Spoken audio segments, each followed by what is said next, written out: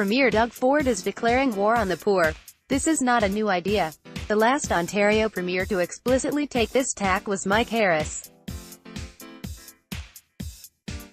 Harris' welfare cuts may have been mean-spirited, but politically they were so successful that his Liberal successors were reluctant to reverse them.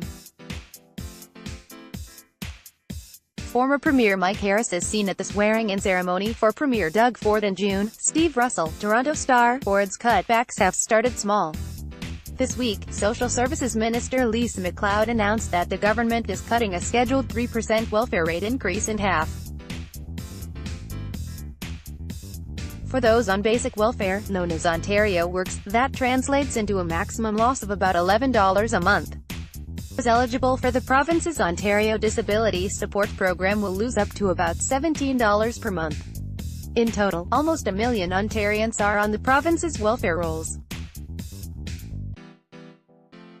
Article continued below. Read more. Ontario minister admits she broke election promise when she axed basic income project. D may end up homeless again. 6 Ontarians talk about their life before, after and, once again, without basic income. Basic income recipients feel shock, betrayal at Ford government's surprise move to cancel pilot program. Government is also putting on hold measures that would have allowed welfare recipients to keep more of any money earned through part-time work. As well, it is canceling a controversial pilot project to provide no-strings-attached subsidies to all low-income families. But the real news is that the new progressive conservative government is planning a wholesale revamping of welfare. "We are going to hit the pause button on the previous government's patchwork system and replace it with a system that helps stabilize people in need and support them to succeed," MacLeod said Wednesday.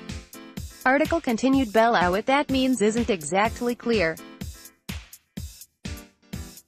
It sounds eerily like the pledge Harris made in 1995 to bring in new and innovative programs to help those most in need and those who genuinely want a hand up, not a handout. The existing programs, Harris said then, were too generous and encouraged layabouts to milk the system. He promised to make welfare recipients work for their benefits. Workfare, as the Harris scheme came to be called, never succeeded. Able-bodied welfare recipients were put to work on projects such as cleaning public parks.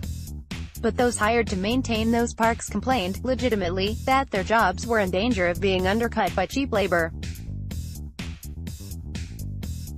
Many disabled welfare recipients simply weren't able to work, and single welfare recipients with small children couldn't afford daycare. By 1999, only 2% of welfare recipients were performing workfare assignments. Eventually, everyone forgot about the idea.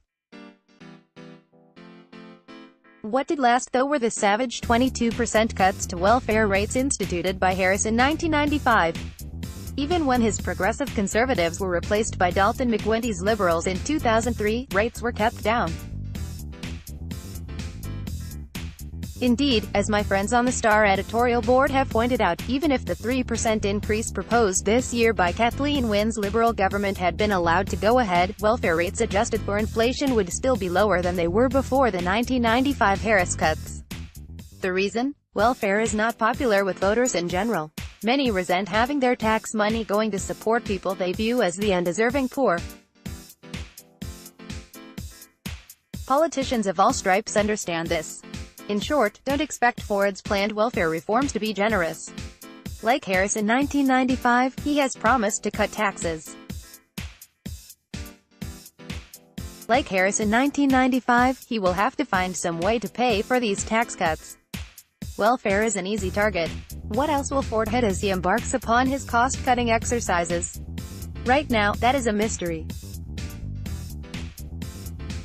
But if he continues to channel his inner Mike Harris, expect him to seek efficiencies in health and education, just as the former premier did. Expect him also to follow in the footsteps of Harris and win by finishing the job of privatizing what's left of the old Ontario Hydro. And if there are any more provincial services left to be downloaded to municipalities, look for that as well. It's the kind of thing Mike Harris did. Thomas Wacom is a Toronto-based columnist covering politics. Follow him on Twitter, @TomWacom.